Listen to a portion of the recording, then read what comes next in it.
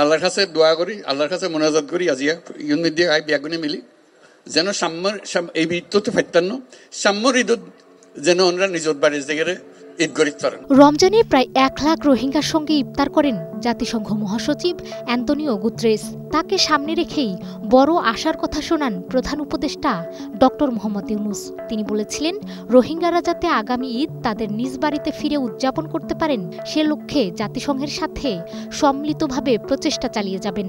আরে দেশ যাইতো না বলি আর এন করি না পারে মানুষের বোঝা হয়ে গেছে আর তো কে বোঝা হইতাম না চাই আর ফুয়াশা বড় হইতো চা দাদা দাদির খবরের পাশে নিজের ঘরের পাশে আত্মীয় স্বজনের পাশে ইয়ানারা না পারিস তারা অন্ধ্রা দিয়ে অনুরোধ করছেন ইয়ান তাই বুঝে তাহলে আরা বুঝে যে যত তাড়াতাড়ি পারা যায় দুনিয়ার মানুষের উত্তর বোঝা কোনো যোগ্যই অন্যরাও নিজের থেকে গিয়ে বলতে আর দুনিয়ার মানুষের সব আরা করছম আর ক্ষমতা আরাতে আসে আনা পাইছম। আল্লাহর কাছে দোয়া করি, আল্লাহর কাছে মোনাজাত করি আজিয়া ইউন মিডিয়া আই বিয়াগুনে মিলি যেন এই বিত্ততে ফাইতান্ন সাম্যর ঈদত যেন ওনরা নিজত বাড়ির জায়গায় ঈদ গরিত পারেন। অবশ্য তার এই প্রত্যাশা আশা দেখালেও অনেকেই মিয়ানমারের দীর্ঘদিনের ছলচাতুরির কথা চিন্তা করে কঠিন হিসেবে ভাবছিলেন।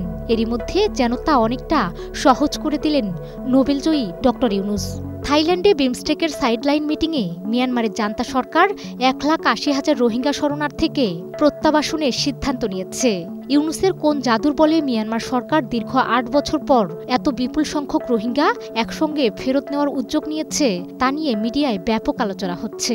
সবকিছু মিলিয়ে সামগ্রিকভাবে অচল অবস্থায় থাকা রোহিঙ্গা সংকট সমাধানে কিছুটা আলো দেখা যাচ্ছে তা বলা যায় নিশ্চিতভাবে। মঙ্গলবার এক অনুষ্ঠানে প্রধান উপদেষ্টার high representative doctor Khalilur Rahman আশা প্রকাশ করেন, আগামী বছর ঈদের আগেই 1,80,000 রোহিঙ্গাকে মিয়ানমারে ফেরত পাঠানো হতে পারে।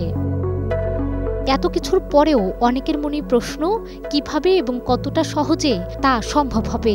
তবে আশার প্রদীপ যে জ্বলছে তার ইঙ্গিত দিচ্ছে 3 মার্কিন কর্মকর্তার ঢাকা সফর। ওই 3 জনের মধ্যে একজন মিয়ানমারে নিযুক্ত মার্কিন ভারপ্রাপ্ত রাষ্ট্রদূত সুসান স্টিভানসন, আর অপর 2 কর্মকর্তা হলেন মার্কিন পররাষ্ট্র দপ্তরের দক্ষিণ ও মধ্য এশিয়া বিষয়ক এবং পূর্ব এশীয় এবং প্রশান্ত মহাসাগর বিষয়ক ডেপুটি অ্যাসিস্ট্যান্ট সেক্রেটারি নিকোল্যান্ড চুলিক ও অ্যান্ড্রু আর হেরাফ।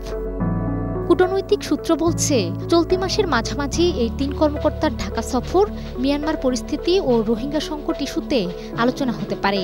এ কারণেই অনেকে বলছেন, রোহিঙ্গাদের নিজ দেশে ফেরানোর জন্য প্রফেসর ইউনুসের যে প্রচেষ্টা তা অনেকটাই এগিয়ে যেতে পারে।